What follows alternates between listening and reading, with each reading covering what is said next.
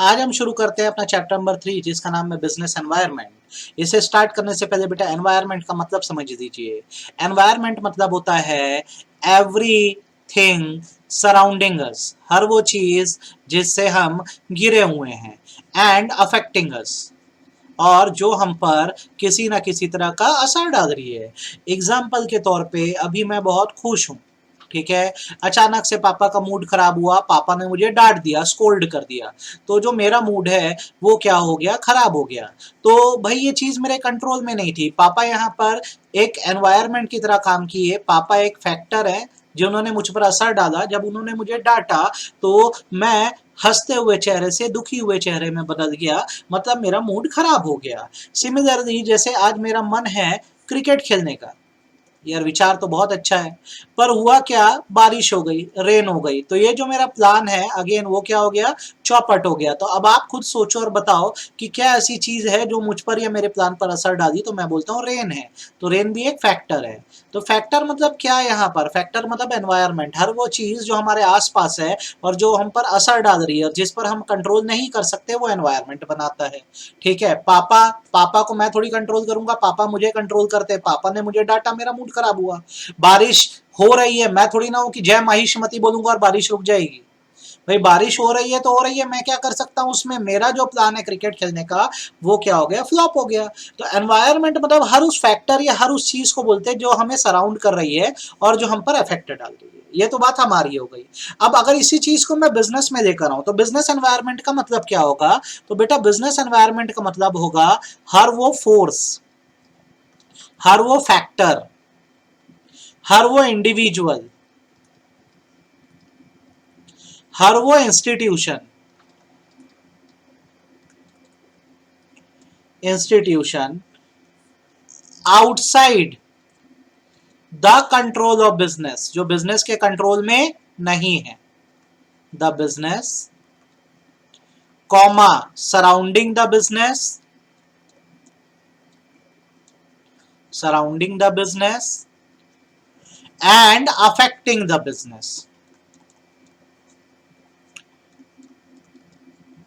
हर वो फोर्स या फैक्टर या इंडिविजुअल या इंस्टीट्यूशन जैसे गवर्नमेंट जो बिजनेस के कंट्रोल के बाहर है, ठीक है, लेकिन बिजनेस उससे सराउंडेड है और जो बिजनेस को अफेक्ट कर सकता है, बिजनेस की वर्किंग को अफेक्ट कर सकता है, उसे हम बिजनेस एनवायरनमेंट बोलते हैं। जैसे एक बेसिक सा एग्जांपल देता हूं, इससे ये बात आपको क्या होगी, समझ आ जाएगी। सपोज करो गवर्नमेंट ने टैक्स बढ़ा दिया, तो इसका सीधा असर कहां पे आएगा, सीधा असर यह आएगा कि एवरीथिंग विल बी एक्सपेंसिव, हर चीज क्या हो जाएगी, महंगी हो जाएगी। ठीक है, और एग्जांपल चाहिए, मान लो मार्केट में कंपटीशन इंक्रीज हो गया, मार्केट में कंपटीशन इंक्रीज हो गया था, एज अ बिजनेसमैन ये मेरे लिए नुकसान की बात है क्योंकि मुझे अपने गुड्स का प्राइस रिड्यूस करना होगा, अदरवाइज कस्टमर जो है कंपटीटर के पास चला जाएगा और इससे मेरा प्रॉफिट मार्जिन भी क्या हो जाएगा, लेस हो जाएगा। तो अब इसमें मैं कुछ कर नहीं सकता ना, कंपटीटर को ये थोड़ी ना बोल सकता हूँ कि बंद कर दे भाई तू बिजनेस, मैं ही अकेला बिजनेस करूंगा। टैक्स रेट बढ़ गया तो हम क्या कर सकते हैं, सारी चीजें महंगी हो जानी है तो कस्टमर को महंगा बेचेंगे, अब आए या ना आए हमारे हाथ में भी चीजें नहीं है। तो हर वो फोर्स फैक्टर इंडिविजुअल या इंस्टीट्यूशन जो हमारे बिजनेस पे इफेक्ट डाल रहा है और जो हमारे कंट्रोल में नहीं है, उसे बिजनेस एनवायरनमेंट बोला जाता है। आई होप ये बात आपको समझ आ गई होगी कि बिजनेस एनवायरनमेंट क्या है और इसमें आपको इशू नहीं गया होगा। अब चलिए आगे बढ़ते हैं और इस बात को समझते हैं कि जब आप बिजनेस एनवायरनमेंट कहते हैं तो बिजनेस एनवायरनमेंट के मेन फीचर्स क्या हैं। तो सबसे पहला फीचर आप ये ध्यान रखना कि बिजनेस एनवायरनमेंट जो है वो एक्सटर्नल फोर्स है या एक्सटर्नल फैक्टर्स होते हैं। ये ऐसे फैक्टर्स होते हैं बेटा जो बिजनेस के क्या होता है, कहीं ना कहीं कंट्रोल के बाहर होते हैं। किसके कंट्रोल के बाहर होते हैं, कंट्रोल के बाहर होते हैं। जैसे अगर मैं एग्जांपल दूं तो इसका एग्जांपल हो सकता है मीडिया, इसका एग्जांपल हो सकता है गवर्नमेंट, इसका एग्जांपल हो सकता है कंज्यूमर्स, ठीक है, इसका एग्जांपल हो सकता है एनवायरनमेंट। ठीक है, ये सब चीजें क्या हो रहा है, एनवायरनमेंट का मतलब इकोलॉजी होता है। भाई मीडिया हमारे कंट्रोल में थोड़ी ना, मीडिया तो सच दिखाता है ना। तो अगर मीडिया ने हमारे बारे में कुछ छाप दिया, अगर पॉजिटिव छापा तो बिजनेस पे अच्छा असर पड़ेगा, और नेगेटिव छापा तो बुरा असर पड़ेगा। गवर्नमेंट के जो रूल्स होंगे हमको फॉलो करने होंगे। कस्टमर तो बहुत वॉलेटाइल है, आज हमारे पास है, कल क्या पता किसी और के पास हो। और इकोलॉजी, एनवायरमेंट, कल को कोई कैलामिटी आ गई तो आप क्या कर पाओगे? कुछ नहीं कर पाओगे। तो आपको सबसे पहली बात ये ध्यान रखनी है कि जितनी भी फोर्सेस हैं या जितने भी फैक्टर्स है बिजनेस एनवायरनमेंट में, वो सारे एक्सटर्नल हैं। सबसे पहली बात आप ये ध्यान रखिए।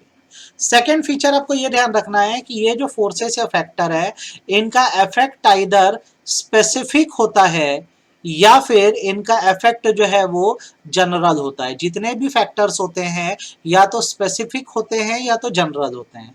अगर मैं बोलता हूँ एक पर्टिकुलर फैक्टर है जो स्पेसिफिक है, तो इसका मतलब होता है ये सिर्फ एक पर्टिकुलर बिजनेस को अफेक्ट कर रहा है, affecting only a particular business. Particular business, जो एक बिजनेस पे असर डाले वो स्पेसिफिक फोर्स या स्पेसिफिक फैक्टर है। और जब आप जनरल की बात करते हैं तो इसका मतलब होता है अफेक्टिंग जनरली ऑल बिजनेस, हर बिजनेस पे जिसका असर पड़े वो जनरल फोर्स है। फिर रिपीट करते हैं, हम पढ़ रहे हैं कैरेक्टरिस्टिक। सबसे पहला, बिजनेस एनवायरनमेंट में जो भी चीज आपको असर करेगी ध्यान रखिए वो एक्सटर्नल है। सेकेंड, इनका इम्पैक्ट या तो आप पर जाएगा स्पेसिफिकली या तो जनरली। फॉर एग्जाम्पल, अभी गवर्नमेंट इनकम टैक्स रेड कर रही है, इनकम टैक्स रेड कर रही है गवर्नमेंट। अब अगर ये रेट सिर्फ मेरी कंपनी में पड़ी है तो इसको मैं बोलूंगा ये स्पेसिफिक फोर्स है, स्पेसिफिक फैक्टर है, मुझ पर असर किया। लेकिन अगर मैं बोलता हूँ सिमिलरली ये जो इनकम टैक्स रेट है ये ऑल ओवर इंडिया बहुत सारे बिजनेसेस पे पड़ रही है, मैं अकेला नहीं हूं, तो यही क्या हो गया? जनरल हो गया। और एग्जांपल चाहिए तो अगर मेरी फैक्ट्री के वर्कर जो हैं वो स्ट्राइक पे गए हैं, वर्कर स्ट्राइक पे गए हैं, तो ये एक स्पेसिफिक फैक्टर हो गया। लेकिन अगर मैं बोलता हूं ऑल ओवर इंडिया, पूरे भारत में जो वर्कर हैं वो स्ट्राइक पे चले गए, तो ये जनरल फोर्स हो गया। तो याद रखिए सारे फैक्टर एक्सटर्नल हैं। अगर मेरे ही बिजनेस पे इफेक्ट कर रहे हैं तो स्पेसिफिक है, और सारे बिजनेस पे इफेक्ट कर रहे हैं तो ये जनरल है। आपको ये बात पता होनी चाहिए और इसमें आपको डाउट नहीं आना चाहिए। तीसरा फीचर अगर बोला जाए तो तीसरा फीचर है all the factors are interrelated. Interrelated, ठीक है। All the factor are interrelated का मतलब होता है each factor is related to other, हर फैक्टर दूसरे से रिलेट करता है। एग्जाम्पल के तौर पे जब गवर्नमेंट ने मैगी की सेल पे बैन लगा दिया तो इससे पूरा फायदा किसको हुआ? यिप्पी को हुआ और पतंजलि को हुआ। तो गवर्नमेंट एक एक्सटर्नल फैक्टर है जिसकी एक्टिविटी से मैगी को तो नेगेटिवली लॉस हुआ, लेकिन इसका फायदा कहीं ना कहीं किसको हुआ? इसका फायदा कहीं ना कहीं यिप्पी और पतंजलि को हुआ। तो हर फैक्टर इंटर रिलेटेड है, एक का नुकसान दूसरे का फायदा होता है, ये बात ध्यान रखना, ठीक है। देन जितने भी एनवायरमेंटल फैक्टर होते हैं वो अनसर्टेन नेचर के होते हैं। अनसर्टेन नेचर के होने का मतलब ये है कि it is very difficult, very difficult to know the change in factors, ठीक है। ऑब्लिक बिजनेस एनवायरनमेंट, कल को क्या बदलाव आ जाए किसी को भी ये नहीं पता है। एग्जाम्पल के तौर पे आज कस्टमर जो है उन्हें मोमोज बड़ा पसंद आ रहा है, आज उनका टेस्ट है मोमोज, ठीक है, जिसके कारण वो दूसरी चीजें नहीं कंज्यूम करते हैं। अब मैंने मोमोज की एक बड़ी सी शॉप डाली, इन्वेस्ट कर दिया, कल को अब मान लो कस्टमर का चेंज इन टेस्ट हो गया, टेस्ट बदल गया, उनको एकदम मोमोज पसंद ही नहीं आ रहा है, तो कहीं ना कहीं मेरे बिजनेस का तो लॉस हो जाएगा ना। तो नहीं पता आगे जाके क्या हो जाए, क्या कौन कैसे बिहेव करता है, क्या फैक्टर कैसे काम करता है, ये जानना बहुत मुश्किल है। देन आपको ये ध्यान रखना है कि बिजनेस एनवायरनमेंट के जो फैक्टर होते हैं बाय नेचर डायनामिक होते हैं, ऑलवेज चेंजेस, जो भी फैक्टर होते हैं वो बिल्कुल समय समय पर क्या होते हैं, बदलते जाते हैं। जैसे बोलते हैं ना, वक्त एक सा नहीं रहता, कभी किसी का अगर खराब वक्त है तो अच्छा वक्त भी आएगा, और किसी का अच्छा वक्त है तो बुरा वक्त भी आएगा। तो ये सिर्फ यही बात होती है कि जो बिजनेस एनवायरनमेंट होते हैं या बिजनेस पे जो फैक्टर असर कर रहे हैं वो हाईली फ्लेक्सिबल है। ठीक है, कब क्या चेंज आ जाए आप नहीं बोल सकते। Keep on changing. आज आपका बिजनेस लॉस सफर कर रहा है, क्या पता कल को एकदम सेल्स बढ़ जाए और आप प्रॉफिट कमाने लग जाओ, यू नेवर नो। तो चलिए रिपीट करते हैं। फीचर नंबर 1, सारे एक्सटर्नल फैक्टर्स हैं। अगर आपके बिजनेस पे इफेक्ट कर रहा है तो स्पेसिफिक है, सारे बिजनेस पे कर रहा है तो जनरल है। इंटर रिलेटेड है, हर फैक्टर दूसरे फैक्टर से जुड़ा है, एक का असर दूसरे पर होगा। अनसर्टेन है, आगे जाके क्या हो कोई पता नहीं कर सकता। डायनामिक है, समय समय पर क्या होते रहते हैं, बदलते रहते हैं, they keeps on changing. Then complex है। कॉम्प्लेक्स का मतलब very difficult to understand, very difficult to understand. एक छोटा सा भी बदलाव जो है कहां कहां तक कितनी कितनी दूर तक असर डाल सकता है आप नहीं बता सकते। एग्जाम्पल, गवर्नमेंट ने ये बोल दिया कि वो टैक्स इंक्रीज कर रही है बाय 3%। आपको तो लग रहा है बस गवर्नमेंट ने 3% टैक्स इंक्रीज किया है, पर इससे कंपनी के ऊपर हैवी एक्सपेंडिचर आ जाएगा, बहुत ज्यादा कंपनियों को क्या करना पड़ जाएगा, टैक्स पे करना पड़ जाएगा। ठीक है, गवर्नमेंट ने बोल दिया बैंक में आप जैसे पैसा सेव करते हो, सेविंग करते हो, तो सेविंग पे जो इंटरेस्ट रेट है गवर्नमेंट बोल रही है हम इसको रिड्यूस कर देंगे। तो गवर्नमेंट ने बोला रिडक्शन जैसे 1% का होगा, लेकिन इससे मैनी थाउजेंड रुपीज का आपका क्या हो सकता है, नुकसान हो सकता है। तो क्या होता है कि बोलना तो बहुत आसान है कि चीजें 1% या 2% चेंज हो रही है, पर इसका असर बहुत गहरा और बहुत बड़ा होता है। तो आपको बेटा यही चीजें ध्यान रखनी है, ये फीचर्स को बहुत अच्छे से पढ़ देना। बिजनेस एनवायरनमेंट का मतलब आई होप आपको समझ आ गया होगा। फीचर सबसे पहले एक्सटर्नल फैक्टर है, दूसरा इसका इफेक्ट स्पेसिफिक और जनरल है, तीसरा हर फैक्टर एक दूसरे से रिलेटेड है, चौथा अनसर्टेन है, पांचवा डायनामिक है, और छठवा कॉम्प्लेक्स है। आई होप आपको ये सारे समझ आ गए होंगे और इसमें किसी प्रकार का कोई डाउट आपको नहीं आया होगा, ऐसा मैं मान के चलता हूं। अब आगे बढ़ते हैं बेटा, हम ये देखते हैं कि जैसे बहुत देर से हम फैक्टर्स फैक्टर्स बोल रहे हैं, तो ये फैक्टर्स होते कैसे कैसे हैं। डायमेंशन का मतलब अगर आपको एकदम सिंपलेस्ट भाषा में समझना है तो इन डायमेंशन को आप टाइप्स भी बोल सकते हैं।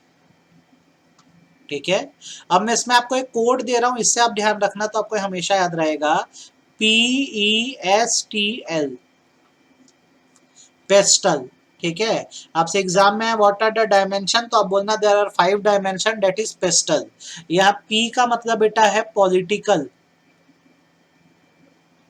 ठीक है, ई का मतलब है इकोनॉमिक, एस का मतलब है सोशल, टी का मतलब है टेक्नोलॉजिकल, और एल का मतलब है लीगल। ये सारी वो एक्सटर्नल फोर्स है जिसको बिजनेस कंट्रोल नहीं कर सकता। ठीक है, तो हम 5 मेनली कैटेगरी में बांट के चलते हैं। जैसे सबसे पहले हमने क्या लिखा है, पॉलिटिकल। ठीक है, तो पॉलिटिकल का मतलब बेसिकली होता है all the factors related to government ideology and affair. जैसी गवर्नमेंट की सोच, जैसी गवर्नमेंट का काम कहीं ना कहीं बिजनेस पे इम्पैक्ट डालती है। जैसे आपको इसका बेस्ट एग्जांपल अगर मैं दूं तो TikTok one of the highest profit making organisation थी इंडिया की, हाईएस्ट प्रॉफिट मेकिंग ऑर्गेनाइजेशन थी। कोई रोक ही नहीं पा रहा था, इतना जबरदस्त इनकी कमाई देश में हो रही थी। फिर क्या हुआ, इंडिया और चाइना के बीच टेंशन शुरू हो गई, तो हमारी इंडियन गवर्नमेंट ने क्या किया, इंडियन गवर्नमेंट ने टिकटॉक पे बैन लगा दिया। तो जब टिकटॉक पे बैन लगा तो इससे टिकटॉक पे नेगेटिव इम्पैक्ट आया और भारत से इनका सुपड़ा ही साफ हो गया। प्रॉफिट तो छोड़ दो, गाया भी हो गए भारत से।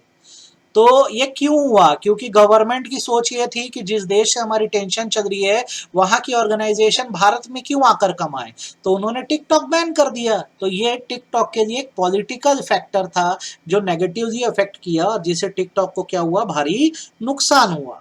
ठीक है, और इसमें आप क्या क्या ध्यान रख सकते हैं अगर मैं आपको बताऊं, तो पॉलिटिकल एनवायरनमेंट में क्या क्या फैक्टर अभी गवर्नमेंट की तरफ से चल रहे हैं। गवर्नमेंट स्वच्छ भारत अभियान चला रही है, तो हर बिजनेस को क्या करना है, इसको फॉलो करना है। स्वच्छता का ध्यान तो सभी को रखना ही है ना। ठीक है, गवर्नमेंट स्किल इंडिया मूवमेंट चला रही है। ठीक है, उसके बाद गवर्नमेंट और क्या कर रही है, गवर्नमेंट की फॉरेन पॉलिसीज बनी है, ये कहीं ना कहीं आपके बिजनेस पे क्या डालेंगी, इफेक्ट डालेंगी ही डालेंगी। तो आपको ये सारी बातें ध्यान रखनी है कि पॉलिटिकल पार्टी की जो सोच होगी, आइडियोलॉजी होगी, आपके बिजनेस पर असर डालेगी ही डालेगी। आई होप आपको टिकटॉक का एग्जांपल याद रहेगा। देन अगला फैक्टर इसके बाद कौन सा होता है, पॉलिटिकल हो गया, तो पॉलिटिकल के बाद आता है इकोनॉमिक। ठीक है, इकोनॉमिक फैक्टर क्या होता है, तो इकोनॉमिक फैक्टर मतलब होता है all the factors affecting all the factor affecting the economy of the country, देश की इकोनॉमी पे असर डालने वाले फैक्टर को बेसिकली क्या कहा जाता है, इकोनॉमिक फैक्टर कहा जाता है। ठीक है, जैसे इसका आपको एग्जांपल मैं दूं तो इसका सबसे बड़ा एग्जांपल है डीमोनेटाइजेशन, जिसे नोटबंदी भी कहा जाता है। जब नोटबंदी या डिमोनेटाइजेशन हुआ तो इससे क्या हुआ, 500 रुपए के और 1000 रुपए के जो नोट सर्कुलेशन में थे उसको गवर्नमेंट ने क्या किया, बैन कर दिया। जिससे क्या हुआ, Indian economic environment was affected. सारे ही बिजनेस कम से कम बहुत समय तक लॉस में गए, लॉस में गए, ये चीज हुई है ना। उसके बाद और क्या इसमें बोल सकते हैं हम पॉइंट, हम इसके बाद इसमें और लेटेस्ट पॉइंट दे सकते हैं बेसिकली, जैसे जीएसटी। जीएसटी के आने से क्या हुआ, बिजनेसमैन के लिए टैक्स पे करना सिंप्लीफाइड हो गया, टैक्स सिंप्लीफाइड हो गया, कहीं ना कहीं इकोनॉमी में बूस्ट आया इससे। ठीक है, उसके बाद जैसे अगर मैं बोलता हूं कि गवर्नमेंट फ्लेक्सिबल बैंकिंग पॉलिसीज लाएगी, मतलब बैंक आराम से लोन देंगे, तो इससे क्या होगा, कैपिटल क्रिएशन ज्यादा होगा, बिजनेसेस को ज्यादा पैसा मिलेगा। तो जो भी इकोनॉमिक डिसीजंस होते हैं कहीं ना कहीं जो होते हैं वो बिजनेस पे इम्पैक्ट डालते ही डालते हैं। देन इसके बाद आता है सोशल। सोशल फैक्टर का मतलब होता है कस्टम एंड ट्रेडिशन, इसको दूसरे भाषा में आप टेस्ट एंड प्रेफरेंस भी कह सकते हैं, test and preference of people. जैसे लोगों का टेस्ट होता है बिजनेस को वैसे ही बिहेव करना चाहिए, वरना लॉन्गर समय या ज्यादा समय तक बिजनेस चल नहीं पाएगा। ठीक है, जैसे आपको एक एग्जांपल मैं इसका देता हूं कि अगर दिवाली का सीजन है, ठीक है, तो इस समय अगर मैं क्रैकर फैक्ट्री डालता हूँ या क्रैकर शॉप डालता हूँ या स्वीट शॉप डालता हूँ तो ये मेरे लिए बहुत अच्छा होगा, प्रॉफिटेबल होगा। मैं दिवाली के समय अगर कलर की दुकान लगाऊंगा और होली के समय अगर मैं क्रैकर की दुकान लगाऊंगा तो मैं खुद क्रैक पॉट हूँ, पागल हूँ। ठीक है, ऐसा नहीं करना चाहिए। हमें लोगों का टेस्ट देखना चाहिए, जैसा माहौल होता है उस माहौल के हिसाब से हमें क्या करना चाहिए, चीजें मार्केट में लानी चाहिए। दिवाली है तो पटाखे बेचो, होली है तो क्या बेचो, कलर बेचो। ठीक है, क्रैकर्स बेचने की जरूरत नहीं है। अगर लोगों को चाइनीज खाना पसंद है तो मोमोज बेचो, लोगों को अगर चटपटा पसंद है तो गुपचुप बेचो, है ना। तो जैसा लोगों का टेस्ट एंड प्रेफरेंस होगा आपको भी क्या करना होगा, वैसी ही चीजें सेल आउट करनी होगी, तभी बिजनेस रन कर पाएगा, अदरवाइज नहीं कर पाएगा। देन इसके बाद अगला फैक्टर जो आता है वो आता है टेक्नोलॉजिकल फैक्टर। टेक्नोलॉजिकल फैक्टर मतलब होता है forces related to scientific improvement, scientific improvement and innovation। देखना, दुनिया बदलती है, टेक्नोलॉजी बदल रही है, और जैसे जैसे टेक्नोलॉजी बदलती है हमें अपने बिजनेस के पैटर्न भी क्या करने होते हैं, बदलने होते हैं। जैसे पहले क्या होता था, डेस्कटॉप कंप्यूटर बड़े बड़े डब्बे होते थे, उसको क्या हुआ, किसने रिप्लेस कर दिया? लैपटॉप ने रिप्लेस कर दिया। लैपटॉप को अभी किसने रिप्लेस कर दिया? पाम टॉप ने रिप्लेस कर दिया। पाम टॉप को किसने रिप्लेस कर दिया? स्मार्टफोन ने रिप्लेस कर दिया। तो जैसे जैसे चीजें बदलेगी हमें भी बदलना होगा। पहले एसटीडी पीसीओ चलते थे, ठीक है, एकाएक इनकी बहुत जबरदस्त क्या होता था, दुकानें चलती थी एसटीडी की। फिर इसको क्या हुआ, घरों में लैंडलाइन लगने लग गए। लैंडलाइन को किसने रिप्लेस किया? वायरलेस ने रिप्लेस किया। वायरलेस के बाद क्या आया? कीपैड वाला मोबाइल आया। अब कीपैड मोबाइल को किसने रिप्लेस कर दिया? स्मार्टफोन ने रिप्लेस कर दिया। तो क्या होता है, समय समय पर टेक्नोलॉजी बदलती है और हमें भी टेक्नोलॉजी के हिसाब से क्या होते रहना चाहिए? चेंज होते रहना चाहिए। आई होप ये बात आपको समझ आ गई होगी और इसमें दिक्कत नहीं गई होगी। देन बारी आती है लीगल एनवायरनमेंट की। लीगल एनवायरनमेंट का बेसिकली मतलब होता है all the laws, comma rules and regulation affecting the business.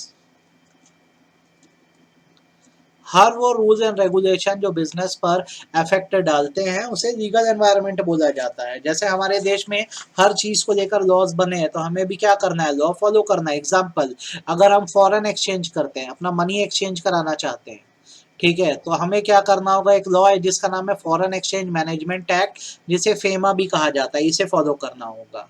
अगर हम एक फैक्ट्री चला रहे हैं तो इसके लिए फैक्ट्रीज एक्ट बना है, हमें क्या करना होगा? इस फैक्ट्रीज एक्ट को ससम्मान फॉलो करना होगा।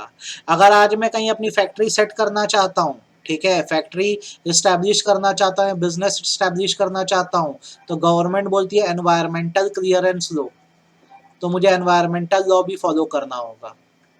ठीक है, मेरे बिजनेस में कंज्यूमर्स आते हैं, कंज्यूमर सामान खरीदते हैं, मेरी ड्यूटी है कंज्यूमर को प्रोटेक्ट करने के लिए, इसके लिए भी लॉ है, कंज्यूमर प्रोटेक्शन एक्ट। तो हमारा देश जो है वो लॉ ऑफ लैंड है, ठीक है, यहाँ पर जो भी नियम बने हैं हमें क्या करना होगा? उसे फॉलो करना होगा। तो अगर आज मैं बिजनेस चला रहा हूँ तो इतने फैक्टर है जो मुझ पर असर डाल रहे हैं, political, economic, social, technological, legal. तो आई होप अभी तक आपको पूरा चैप्टर समझ आया होगा। एक बार रिवाइज कर देते हैं। हमने पढ़ा एनवायरनमेंट क्या है? हर वो चीज जिससे हम घिरे हुए हैं और जो हम पर असर डाल रही है वो एनवायरनमेंट है। अब बिजनेस एनवायरनमेंट क्या होता है? हर वो चीज जो बाहर से बिजनेस पर असर डाल रही है, बिजनेस को अफेक्ट कर रही है, वो बिजनेस एनवायरनमेंट है, ठीक है। बिजनेस एनवायरनमेंट के फीचर क्या है? सबसे पहले जितने फैक्टर हैं हम बोलेंगे एक्सटर्नल है। दूसरा, अगर हम पे ही अफेक्ट कर रहे हैं तो स्पेसिफिक है, और सारे बिजनेस पे कर रहे हैं तो जनरल है। सारे फैक्टर इंटर रिलेटेड है, एक दूसरे से जुड़े हुए हैं। देन इनका इफेक्ट अनसर्टेन है, क्या फैक्टर कैसे असर करेगा आप नहीं बता सकते। डायनामिक नेचर के टाइम पे चीजें बदलती हैं, और कॉम्प्लेक्स है, समझना बड़ा मुश्किल है। आज कोई चीज अगर 2 या 3% चेंज होते दिख रही है, उसका इम्पैक्ट कितना बढ़ा जाएगा आप नहीं बोल सकते। एनवायरनमेंट को हम 5 कैटेगरी में बांट सकते हैं, किसमें किसमें? पॉलिटिकल, इकोनॉमिक, सोशल, टेक्नोलॉजिकल और लीगल। आई होप आपको ये समझ आ गए होंगे और इसमें दिक्कत नहीं आई होगी। अब हम आते हैं एनवायरमेंटल स्कैनिंग के कंसेप्ट पर, थोड़ा सा ध्यान से समझिएगा। एनवायरमेंटल स्कैनिंग का मतलब होता है a measure to deal with environment. Environmental scanning एक ऐसा मेजर है जिससे हम एनवायरमेंट और उसके फैक्टर्स से, फैक्टर मतलब वो चीजें होती है जो हम पर असर डालती है, उसे डील कर सकते हैं। आपको एक छोटा सा एग्जांपल देता हूँ, आप इसे समझ लेना। ठीक, मैं घर से बाहर निकला हूँ, अर्जेंसी में मुझे कहीं जाना है, मैं बढ़िया शर्ट पहना हूँ, ठीक है, पैंट पहना हूँ। अब क्या हुआ, थोड़ा दूर घर से निकला, मुझे बारिश होने वाली है ये दिख रहा है। अब बारिश तो मेरे कंट्रोल में नहीं है, बारिश एक कैसा फैक्टर है? एक्सटर्नल फैक्टर है, ठीक है। अब क्या है, मैं बारिश को तो कंट्रोल नहीं कर सकता, लेकिन अगर मुझे समझ आ रहा है कि बारिश होने वाली है, बादल घिर रहे हैं, मतलब मैं एक मेजर दे रहा हूँ, स्कैन कर दे रहा हूँ, हाँ ऐसा हो सकता है, तो मैं क्या मेजर दे सकता हूँ? या तो मैं अम्ब्रेला ले लूंगा, या किसी शेड के नीचे खड़ा हो जाऊंगा, या तो मैं क्या कर सकता हूँ, और मैं रेनकोट दे सकता हूँ। भाई बारिश को तो मैं नहीं रोक सकता ना, लेकिन चीजों को तो मैनेज कर सकता हूँ। जब आपके चीज हाथ में कोई चीज कंट्रोल ना कर पाओ किसी चीज को, आप तो मैनेज करने की कोशिश तो कर सकते हो, ये तो कर ही सकते हो ना। ठीक है, मेरा मन है यार क्रिकेट खेलने का, अब मैं स्टेडियम में गया, पूरी पिच खराब है, पिच डैमेज है, तो ऐसा थोड़ी ना उदास होके घर आ जाऊंगा, मैनेज करेंगे यार, फुटबॉल खेल देंगे। खेल ही तो खेलना है ना, तो वहां पे फुटबॉल खेल देंगे। तो एनवायरमेंटल स्कैनिंग मतलब होता है कि अगर आप पर कोई चीज असर कर रही है तो उसको मैनेज करने की कोशिश करना। ठीक है, जब आप मैनेज करना सीख जाते हो तो आप पर जो इफेक्ट है वो किसी भी चीज का कम हो जाता है। तो एनवायरमेंटल स्कैनिंग का और एग्जाम्पल आपको दे सकता हूँ। आपको कोविड का बहुत ज्यादा खतरा लग रहा है, आप क्या करो भाई, वैक्सीन ले लो ना पहले से। वैक्सीन ले लोगे तो क्या कोरोना हो या ना हो नहीं पता, लेकिन असर तो कम से कम हो जाएगा। तो यहाँ पर हम इसकी अगर मीनिंग दें तो मीनिंग कुछ ऐसी होती है कि environmental scanning refers to complete complete awareness awareness and understanding understanding of business environment. आप चीज़ों को समझ लोगे तो आपके मन का डर भी खत्म हो जाएगा और आप प्रिपेयर्ड भी रहोगे, तैयार भी रहोगे, तो चीज़ें आप पर नेगेटिवली अफेक्ट नहीं करेगी। इसे ही एनवायरमेंटल स्कैनिंग बोलते हैं। और एग्जांपल चाहिए तो आपको एक स्नेक दिख रहा है, आप सांप से डर रहे हो। ठीक है, डर लगना भी स्वाभाविक है। सांप एक एक्सटर्नल फैक्टर है, आपके बोलने पर भी नहीं जाएगा। आप बेस्ट ये कर सकते हो कि आप बूट पहन लो।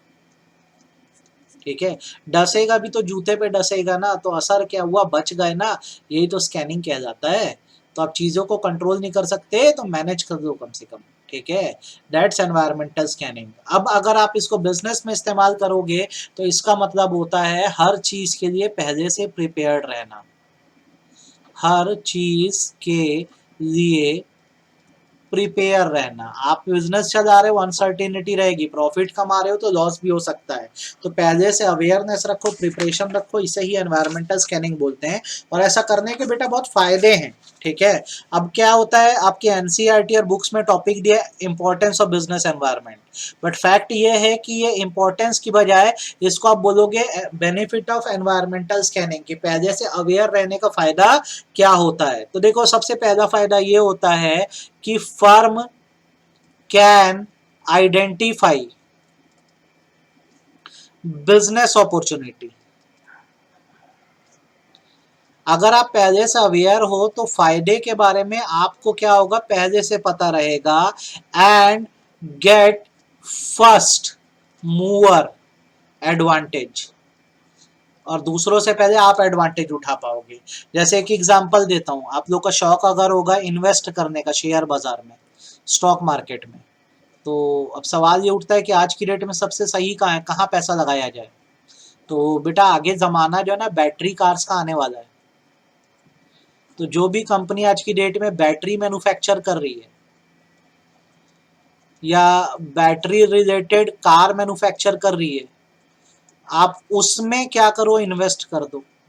आज आप उसमें पैसा लगा दो, आप देखना आगे जाके वो पैसा आपका 10 गुना ग्रो करेगा, क्योंकि आगे जमाना पूरा जो है बैटरी कार्स का या इलेक्ट्रॉनिक कार्स का ही होने वाला है।